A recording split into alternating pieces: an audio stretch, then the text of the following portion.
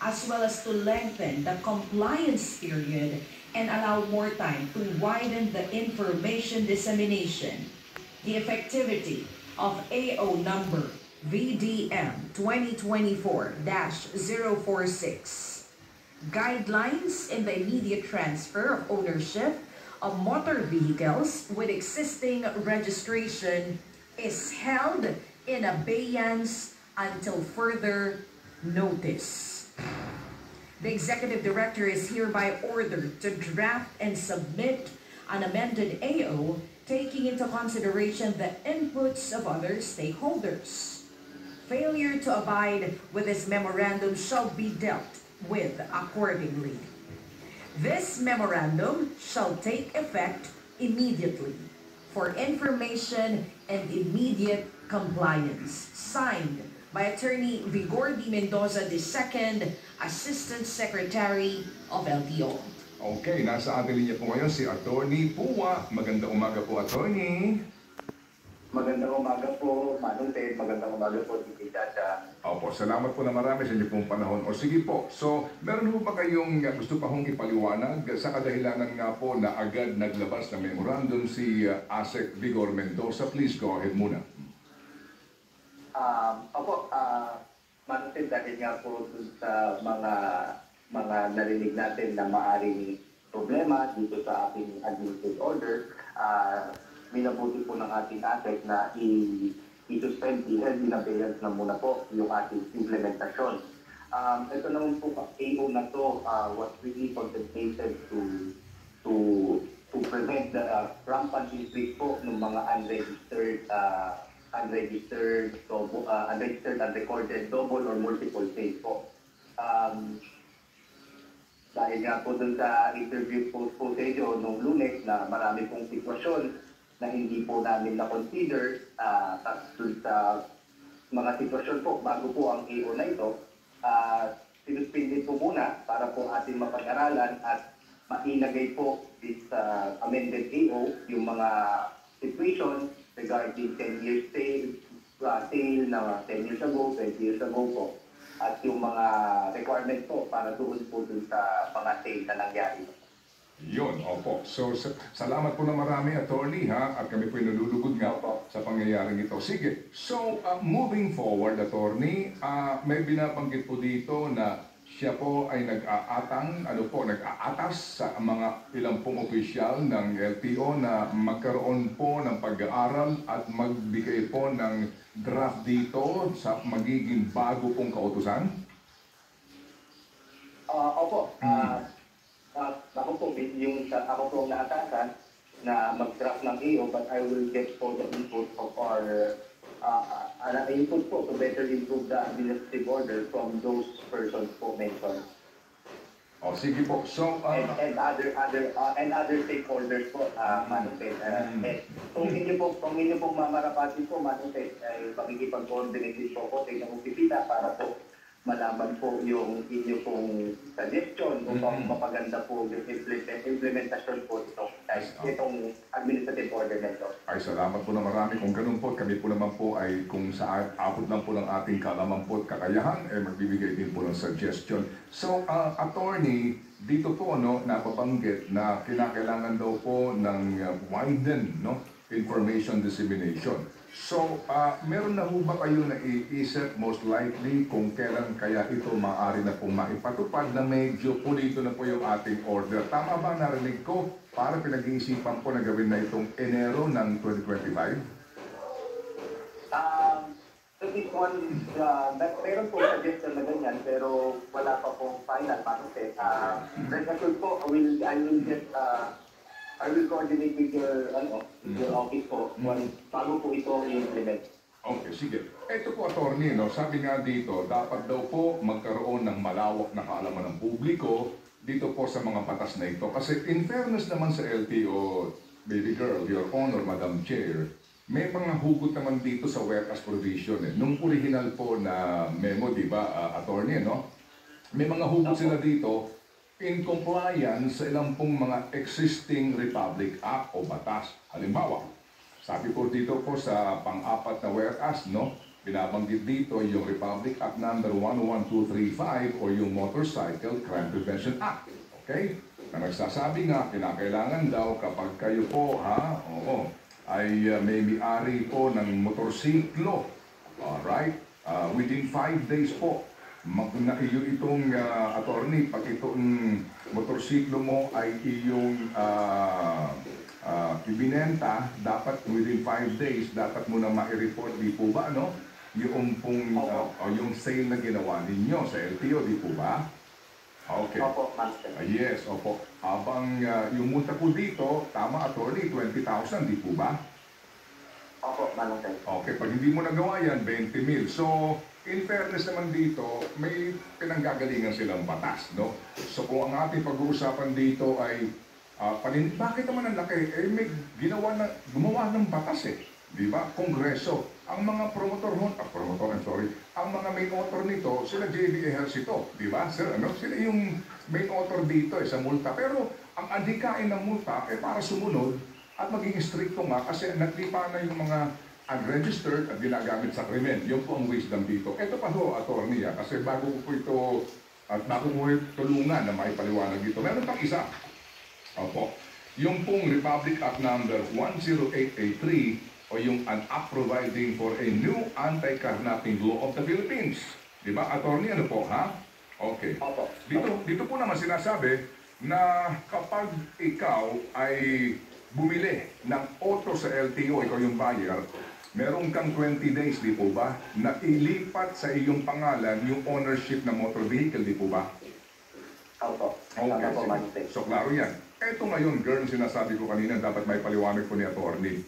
Alam niyo mga kapatid, kaya po talaga kinakailangan dito ng malawakang impormasyon at kaalaman ng publiko sa ating lahat.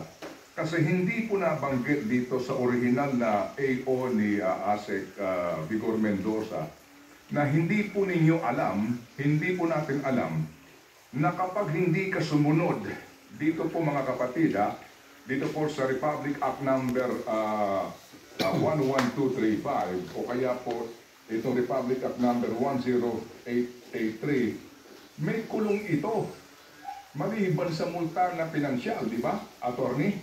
Opo. Tama po, Manong. Baka po, alam nyo, may kulong po dito, ito po. Dito po sa batas tungkol po sa dito po sa batas tungkol po dito sa pagpaparehistro po ng sasakyan. Attorney, kapag ikaw ay buyer at na-perfect nyo yung deed of sale dito, meaning magpirmahan tayo, na-ibenta ko na sa'yo, nasa na ang posesyon ng sasakyan, binibigyan ka ng 20 days na irehistro mo yan. Walang extension yan, 20 days straightly sa LTO. Kapag hindi po na-irehistro yan, attorney, makukulong, pwedeng makulong yung pong buyer ng kotse, di po ba?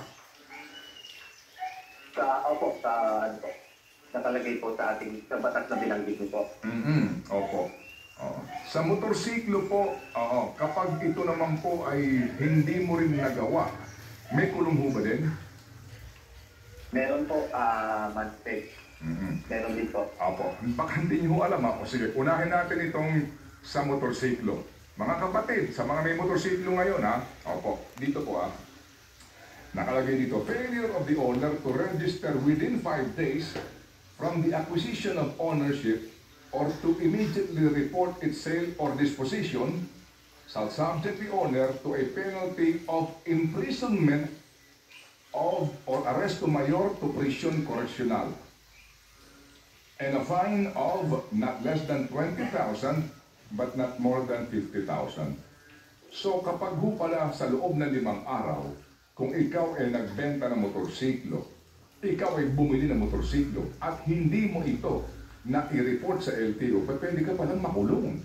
Yung pong sinasabi na arresto mayor to prisión correccional, gaano po kahabang kakakulong niya, attorney? Ang arresto mayor po, 1 month and 1 day, 6 months. Ang prison correctional po, I double check lang. Nakaabot sa 6 years. 6 years, attorney. 6 years. 6 years po, 6 years. 6 years Yes, po, Manong. 6 years po. So, mga kapatid, so hindi po biro ito Kaya nga kasi kung totoo pong ipatutupad ito ng mahigpitan, hindi lang pinag-uusapan dito yung multa na 20 mil ha. Ang pinag-uusapan po dito ay higit sa 20 mil na multa plus may kulong ka pa, attorney. Opo, Manong Ted. Di ba? Ito po yung hindi napabanggit dito eh. Kaya po, tama din po ito. Kasi kung talagang kayo mag-ihigpit dito, marami makukulong. Tama po, Manong Ted. Oo. Kapag po ba ganyan, sino ho ang magdedemanda dyan? Sino pang report? LTO kung sakasakali Uy, nawala. Uy. The PNP po or the NTO po, Manong Ted. Opo, yung PNP. Okay, sige. So, klaro yan, ha? Chacha, ha? Ano yun mo, ha? Tandaan mo to. Baka may motorsiklo ka dyan, may benta mo. Well, dadalawin na lang kita. Saka hindi lang to for motorcycles, for all vehicles ito. Hindi pa, motorsiklo pa lang ito. Motorsiklo pa lang. Hindi pa pa So, yung- mas matindi pa yata yung kulong. Mas makinig ka. Chacha, ha? Pero saan ka, ano bang gusto? Saan mo gusto? Sa... Ayoko na bumili ng second hand ngayon. Saan mo gusto? Sa Malolos City Jail o sa Manila City Jail? Doon kita dadalawin. Ito naman. Sige, ito. Tuloy. Ito ho naman, ha? Sa mga sasakyan. Opo, ito ho yun. Kasi itong batas po ng Motorcycle Crime Prevention Act na ito, March ito 2019, effective. Ito po naman Anti-Carnapping Act na ito, lapse in tuloy ito eh. July 17, 2016. Okay, so may cut-off ito. Okay. Dito po sinasabi, no, attorney, paliwanagan niyo po kami, no. Ang sabi po dito, ang sino man, sa section 8 nito, no, ang sino man, alright, na magbebenta, at pati nga po yung pagpapalit ng makina, chassis, engine block, etc., no. O, lalo na kapag nagbenta ka, dapat na iparehistro mo sa LTO within 20 working days upon purchase or acquisition of a motor vehicle. O kaya o yung mga substitution po na binabanggit ko, makina, engine block, chassis, etc. Okay. Kapag daw po hindi mo yan na iparehistro sa loob ng 20 araw, attorney, presumed carnap vehicle ito. Opo. Yun po yung... Di ba, attorney? Opo. Tama po, Manong Ted. Okay. Pag presumed carnap vehicle, ano po sinasaad na batas? Ilang taong kang ikukulong kung kakasuhan ka dito? Nakalagay po sa Section 3 ng new anti-carnapping law, Manong Ted, is imprisonment for not less than 20 years at 1 day, but not more than 30 years po. But when the carnapping is without violence against or intimidation of person. Yun po. Kapag mayroon naman pong intimidation, 40 years na po. 30 years to 40 years po, Manong Ted. Oo. Kumbaga kung talagang sadya, kung talagang carnapper ka, di ba? Kung talagang inagaw mo yan, ninakaw mo yan, oo, na sasakyan, yun pong kakaharapin mo. Pero dito, kapag hindi mo lang siya na ilipat ng ownership sa iyo within 20 days, at presumed carnap yan, yung burden of proof nasa sa iyo, di ba, attorney? Yung nagbumili, di ba? Opo. Pag hindi, pag hindi mo napatunayan yun at kinasuhan ka dito, pwede kang makulong ng hanggang 20 taon. Opo, Manong Ted. Okay, sige. So, attorney, so yung nga po, ngayon klaro na ha? Opo, klaro na po itong batas na ito. Kaya po ako nga nabahala po kami nung laliman pa po namin po ang ating pag-aaral dito na mukha pong doon sa puntong yon hindi po nabigyan ng pansin ng LTO. Yun, sa memorandum po ni ASEC Vigor, itong informasyon na ito, nasa ganun po, magkaroon din po ng pagkabahala ating mga kababayan, hindi lang ito multang pera, di po ba, attorney? Opo. Opo, Manong Ted. Nagpapasalamat po kami sa inyo dahil nabigyan kami ng pagkakataon po dahil po sa programa po. Okay, sige. So, well, katulungan niyo kami dito para nga po sa tamang informasyon. Sige po, ganito. Oo.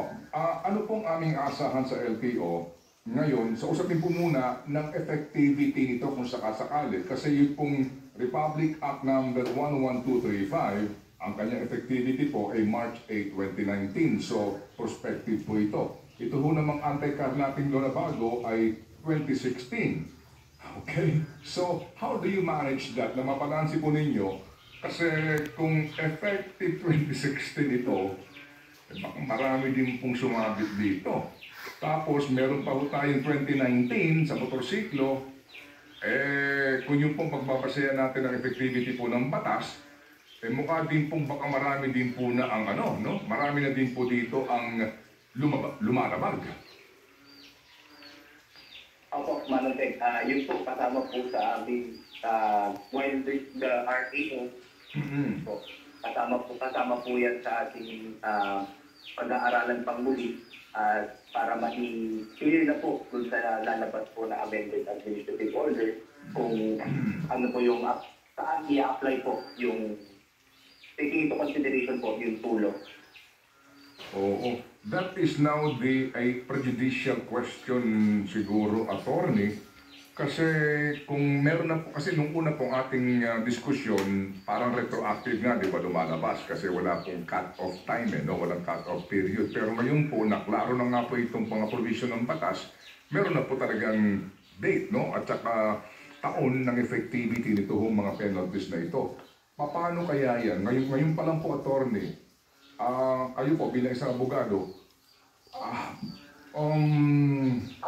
pag nag 2016 cut-off ka dito, dami hong makukulong nito. Ang dami magmumulta nito. Kung 2019 sa motorsiklo, libo-libo din po malamang ito. Kasi nga na hindi po nag-transfer ng ownership, may kulong pa. Opo. Well, yun naman pong 2016 po kasi, yung motor vehicle, the definition sa under 4136 po, wala naman po sinasabi dyan na motor vehicle and motorcycle. Motor vehicle is defined, yung broad po, any motorized na sasakyan. So kasama po doon yung motorcycle. Ganun din po dito sa, if you will read yung anti-carnapping law, it does not distinguish whether it is a motorcycle or a motor vehicle. It is only in 11235 po na specifically applicable po sa motorcycle. Ayun, so mas ano pala ito, no? Kumbaga sa strictly, kumbaga 2016 din sakop na din pati motorsiklo.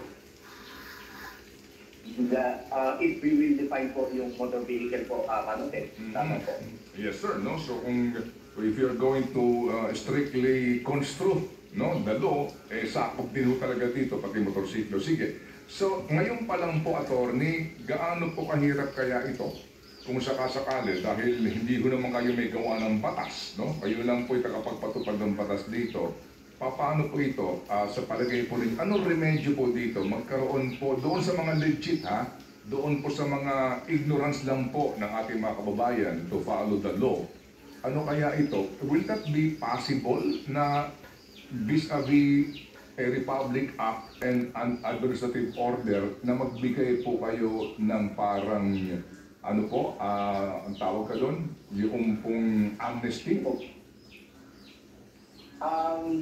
Well, isa po yan sa ating pag-aaral, pero ito naman pong motorcycle crime prevention, nakafocus po siya, at saka yung anti-carnapping, nakafocus po siya sa criminal liability. Yung atin naman po, ang sakop lang po natin is in case yung administrative liability na yung pwede namin i-impose. Opo. Yung nga po, ano? Pero yung nga, administrative, yung multa na babayaran at saka yung obligasyon po na magparehistro. Pero yung pong criminal aspect nito, depende na po kung hahabulin ka ng pulis. Opo, tama po, Manong Ted. At kung pagpapaliwanagan ka sa presinto. Tama po, Manong Ted. Sakit sa ulo nito, no? Ito po. Kaya po, Manong Ted, kahit po suspended po ang ating administrative order, i-encourage po natin yung ating mga kababayan po na nagbenta po ng sasakyan, ipagbigay alam niyo po sa atin sa LTO po para po matransfer naman po yung sasakyan po sa inyo. Okay, sige po. So muli po, ano, at siya may tanong ka ba? Kasi mukhang klaro na po ito at katuwang nga po natin ng LTO dito sa pagpapaliwanag para mas maintindihan natin yung bigat po ng mga kaparusahan dito sa batas at maging dito po sa AO ng LTO. Sige po. So, Attorney Greg, kami po balitaan nyo kung meron na po kayong draft dito at muli po ang aming pong programa ay maaari po nating magamit sa pagpapalaganap po, pagpapalawak ng informasyon, tamang informasyon tungkol po sa adhikain po ng LTO. Maraming salamat po, Manong Ted. Rest assured po, kapag meron na po tayong amendment, ay makikipag-coordinate po ako sa inyong opisina para po malaman po ang inyong comment or suggestions po para mas maganda na po yung lalabas. Sige po. Salamat na marami, Attorney. Mabuhay po. Thank you. Thank you so much. Salamat po. Okay, sige. So si Attorney Greg Guillermo Pua Jr., ang Executive Director po ng LTO. Now you know. Now we all know. So please do think about it. Pero ang maganda dito sa LTO, at least nakinig sila, no? Dun sa Sa mga kababayan natin, hindi ho natin ano ito. Kumbaga, ito ho ay doon sa ingay na nilikha reaksyon ng publiko. So, may tinatanong sila, Emma Vilgiangan. So, si Senator J.B. Ejercito ang may akta daw niyan? Isa sa mga may akda. Isa sa mga may akda. Itong, si Senator J.B. po naman, at saka si Senator Dick Gordon, nagkaroon to ng amyenda eh. Yung doble plaka, di ba? Bago na ngayon. May amyenda dito eh. Inamyendahan to na J.B. Ejercito. Pero ulitin natin, kasi nga po, nung panahon na iyon, ang laganap po ang riding in tandem. Di ba? Ano ngayon naman? Tapos, kung ano-ano pong kanilang inisip na paraan dito, kaya nga dalawa yung plaka, malaki yung plaka, Laka sa helmet, lahat na lang pwede. So, mga kapatid, ito lang Chacha, ano, ha? Ito lang pong atin, ito lang po.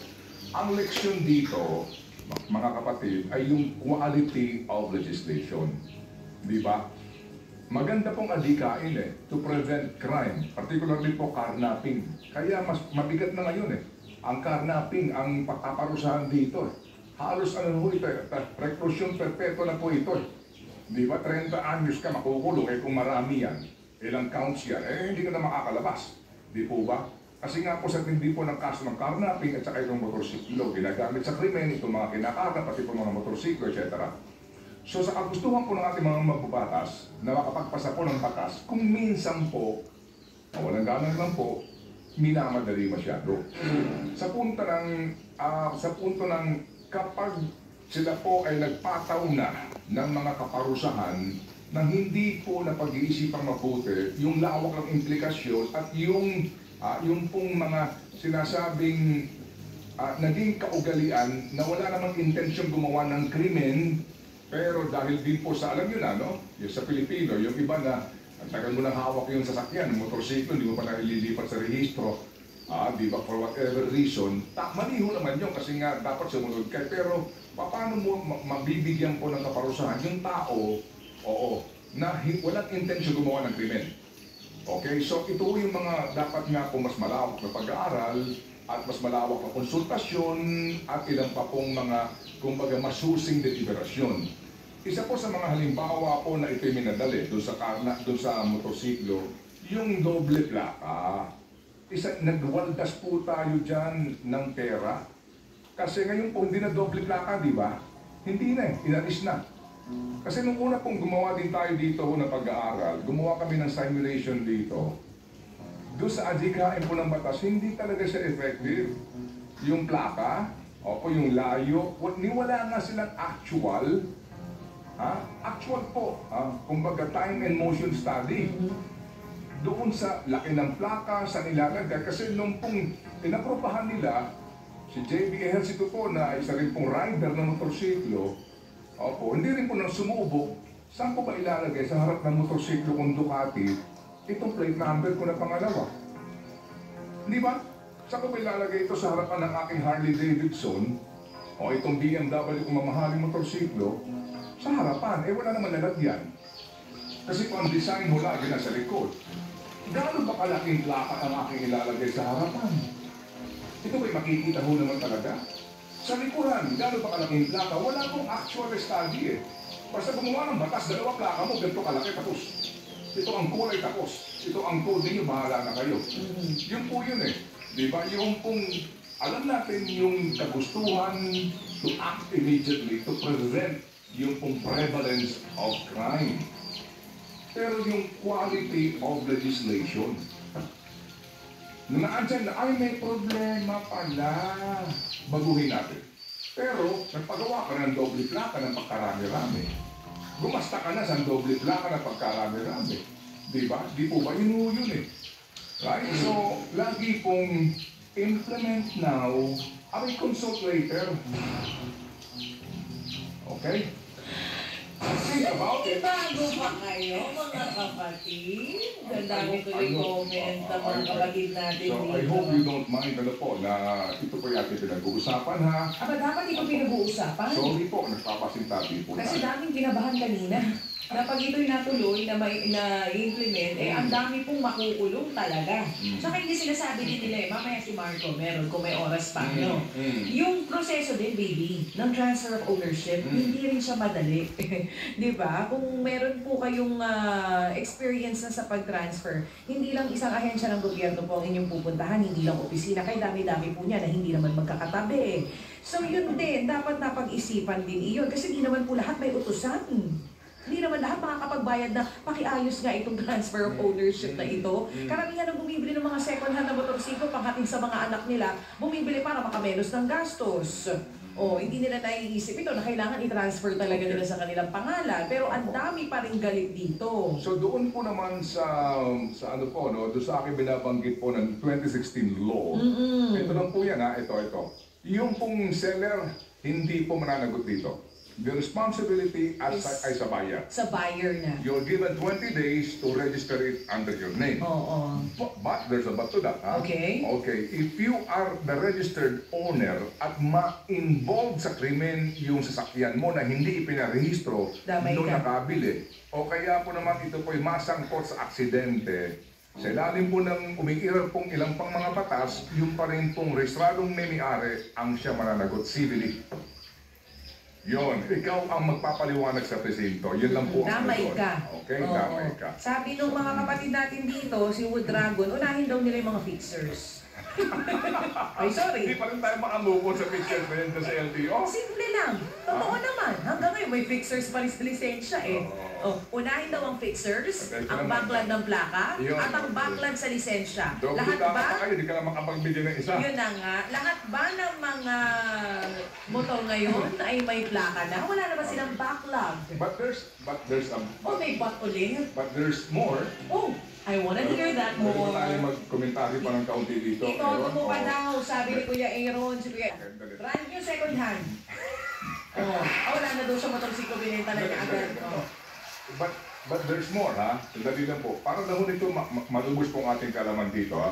Short break po tayo. And we say thank you po sa ating mga advertisers and sa ating pagbabalik po. But wait, there's more.